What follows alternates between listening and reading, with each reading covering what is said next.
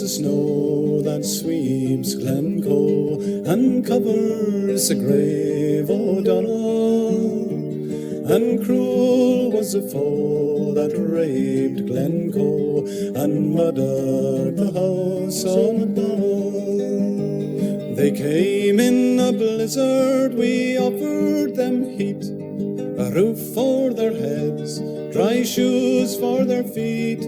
We wined them and dined them, they ate our meat, and they slept in the house of MacDonald. Oh, cruel is the snow that sweeps Glencoe and covers the grave O'Donnell. And cruel was the foe that raped Glencoe and murdered the house of MacDonald.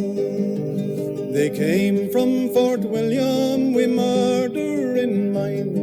The Campbell had orders, King William had signed. They taught to the sword these words underlined, and leave none alive called MacDonald. Oh, cruel is the snow that sweeps Glencoe and covers the grave O'Donnell. And cruel was the foe that raped Glencoe and murdered the house of MacDonald. They came in the night when the men were asleep, this band o' Argyles, through snow soft and deep, like murdering foxes among helpless sheep. They slaughtered the house of MacDonald. Oh, cruel is the snow that sweeps Glencoe and covers the grave O'Donnell.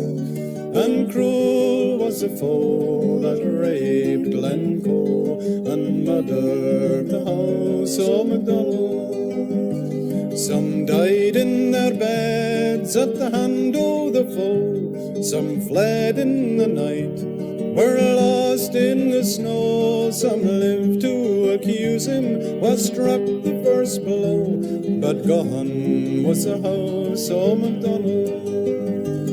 Oh, cruel is the snow that sweeps Glencoe and covers the grave O'Donnell. And cruel was the foe that raped Glencoe and murdered the house of MacDonald. Oh, cruel is the snow that sweeps Glencoe and covers the grave O'Donnell. And cruel was the foe that raped Glencoe and murdered the house of MacDonald. All right, that was The Massacre of Glencoe by the Coreys. Now today in Celtic history, we're going to be talking about Colonel John Hill and his relationship with Glencoe. Now, it's an odd fact that out of all the civil and military figures involved in the Massacre of Glencoe, the one man who tried to prevent it from happening was an Englishman, Colonel John Hill. Commander of Fort William, Hill was born in Kent and served in Cromwell's armies when they occupied Scotland in the early 1650s. In May 1657, he was appointed governor of the fort at Inverlochie, the present Fort William, where he managed to establish good relations with the Lochaber chiefs. At the restoration of Charles II in 1660, his superior general, Monk, decided that the Inverlochie fort should be evacuated and dismantled, and Hill left Lochaber and settled in Ireland, where he stayed until 1690. In July of 1690, Major General Hugh Mackay, Commander-in-Chief of the Army in Scotland for King William II and III, built Fort William on the Cromwellian foundations at Inverlochie and appointed Hill as commander of the new fort. On the basis of his previous acquaintance with the area, at Hill's request, King William granted the adjoining settlement of Maridyburg, today the town of Fort William, a charter on 13th November 1690 as part of renewed plans to promote a civilian settlement in Lochaber. Hill again managed to establish peaceful relations within the Lochaber chiefs, who had all been Jacobite supporters in the First Rising, 1689-90, and was able to prevent the West Highland clans from reassembling as a Jacobite army. A general cessation of arms was agreed, and King William proclaimed that all the chiefs must take the oath of allegiance to him by 31st of December, 1691, or face reprisals. Late in December 1691, many major chiefs hurried to submit, fearing a full-scale military attack by the government. However, Alistair MacLean MacDonald of Glencoe, chief of the Glencoe MacDonalds, was unable to make up his mind about taking the oath, and when he finally decided to do so, he left a little late. He arrived at Fort William on the 31st of December and asked Hill to administer the oath. However, Hill had no power to do this. The oath had to be sworn to a civilian authority, the sheriff in Inverary, and not to the military commander in Fort William. Trying to help MacLean, Hill gave him a letter explaining the confusion and sent him to Inverary. As it was the middle of winter, it took the chief 6 days to make the journey, but the sheriff there, Campbell of Ardkinglas, allowed him to take the oath and also wrote a letter to Edinburgh explaining why MacLean had been late in swearing. Hill had in the meantime made a formal preliminary agreement with MacDonald of Glengarry for that chief's surrender, which placed both Glengarry and Glencoe under his protection, and he ignored an order from Sir Thomas Livingston, commander-in-chief of the military in Scotland, to attack them if they held out. Now it seems, however, that the authorities in Edinburgh, and particularly John Dalrymple, Master of Stair, ignored Ardkinglas's explanatory letter and advised the king accordingly. On the 16th of January, 1692, Hill unexpectedly received King William's instructions, including a conditional order to extirpate the Glencoe men as a warning, with a violent covering letter from Dalrymple. Sir Thomas Livingston then wrote to Hill's deputy commander, who was hostile to Hill and wanted to replace him, emphasizing that destroying Glencoe was the way to win the favor of Dalrymple and the government. As Hill later testified, he considered these orders a nasty, dirty thing and was resolved rather to lay down his commission than to have put them in execution. And he delayed action, hoping for a countermand. Unfortunately, no such counter order arrived, and by the 12th of February he had no pretext left for delay, and needing to reassert his authority over his officers, and especially over Hamilton, who was plotting against him with politicians in Edinburgh, he issued a brief authorization to Hamilton to march to Glencoe and execute Livingston's orders. The massacre ensued the next morning, the 13th of February, 1692. Hill then recovered his courage, ignored all orders to hunt down survivors, and asked permission to resettle them in their homes in Glencoe. His regiment kept order in the Highlands despite being undermanned, and he again worked to moderate Edinburgh's more disruptive orders. He attended the official inquiries held into the massacre of Glencoe of 1693 and 1694, and in the latter he was exonerated, but had to agree to the suppression of evidence incriminating Livingston. He was knighted about 1696, retired in 1698, and died in April 1701 in Edinburgh. So, I guess there was some good people there that was trying to stop this from happening, but if the king wants it, the king gets it.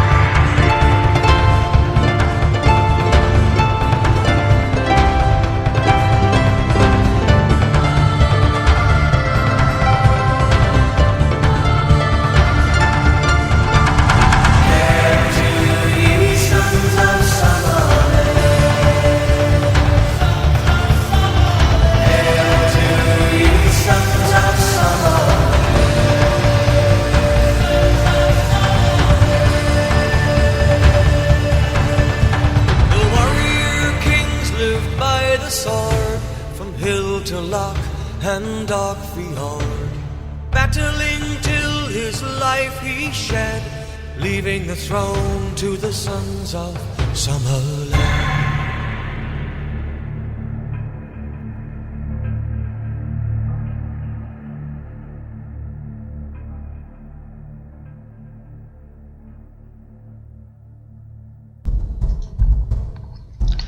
The Ghost of Glencoe. Murder, massacre, betrayal, and treason. Glencoe is one of the most spectacular areas of unspoiled wilderness in Scotland. There's a haunting quality about the moor-clad mountains that stand as sentinels over the 8-mile-long glen which runs from east to west along the northern border of Argyll. And there are those who say that the glen is haunted, for this is the Glen of Weeping, the site of one of the greatest atrocities in Scottish history. Even at the best of times, Scotland has a grim and dark history. Murder has always been considered the foulest of crimes in Scots law. But in the Highlands, with its strict code of hospitality, there is a more heinous crime. It is called murder under trust. That is why the massacre of Glencoe has reverberated so strong throughout the ages. Those MacDonalds had taken in the regiment of British soldiers, mostly Clan Campbell, and given them shelter, food, and friendship. And this is why the spirits of the slain MacDonald clansmen are said to return to the Glen of Weeping from time to time, but especially every year on the anniversary of that fateful day, the 13th of February, 1692. Now winter is the time to visit Glencoe in its ghostly grandeur. The low-lying sun makes the mountains appear in their starkest and most forbidding. Shifting mists create an eerie, otherworldly quality to the landscape. However, early in the morning of that 13th of February, the anniversary of the massacre, the melancholy presence of the murdered MacDonalds is felt most keenly. On this day, people have claimed to have glimpsed ghostly shadows of the fugitive clansmen crouching among the crags. Some have even claimed to see the massacre reenacted or to have heard the plaintive cries of those who perished. One unlucky distant relative of John Dalrymple, who had taken shelter in a carriage that had broken a wheel in the middle of the glen on its way to Fort William, is said that in the darkest of the night he could hear wails in the distance, and he was tormented by the ghosts of those slain, killed because of the order sent by his distant relative all those years ago. That frightful night haunted the man, eventually driving him insane before taking his own life by hanging. The wailing is eerily reminiscent, and it is said that the atrocity could have been even more extensive were it not that the Konig of the MacDonalds was heard wailing on the eve of the Glencoe massacre. Hearing her cries, some of the clan members took warning and fled into the mountains. In Celtic mythology, the Konig is invisible to the human eye. Her presence is revealed by her heart-stopping wails. She will be heard crying at a waterfall on the night before calamity overtakes her clan. Now, for 300 years, the Nine of Diamonds, which is kind of an odd thing to talk about, but the Nine of Diamonds is in a deck of playing cards, has been known as the Curse of Scotland. A number of stories had been proposed to account for this, but perhaps the most persuasive is that the family crest of the Dalrymples of Stair contains 9 diamonds. The Englishman responsible for the orders to massacre the MacDonalds was named John Dalrymple, Master of Stair. Stair's last political action, though, was in the debate over Article 22 of the Act of Union concerning Scottish representation in the unified Parliament. Article 22 provided for Scotland to be represented in the new Parliament of Great Britain by 16 of its peers and 45 members of the House of Commons. It provided for Scotland's peers to have the same rights as English peers at any trial of peers. Many believe that this is a half-hearted effort on his behalf to make some sort of amends for what he knew he'd done. The guilt was just too much for him. And since he never really received any punishment for his atrocities, it is also said that by numerous servants of his that a mysterious wailing could be heard for 2 nights after the 7th of January 1707, when the approval of the Act of Union was made, and he was found dead just 2 days later. later in his lodgings, allegedly of apoplexy.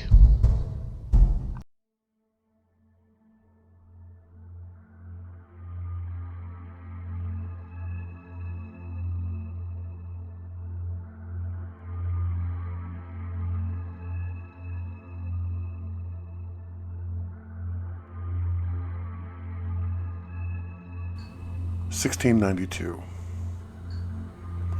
Whispers from heaven flow through the storied valley of Glencoe, surrounded by the hills, the heather, and the snow.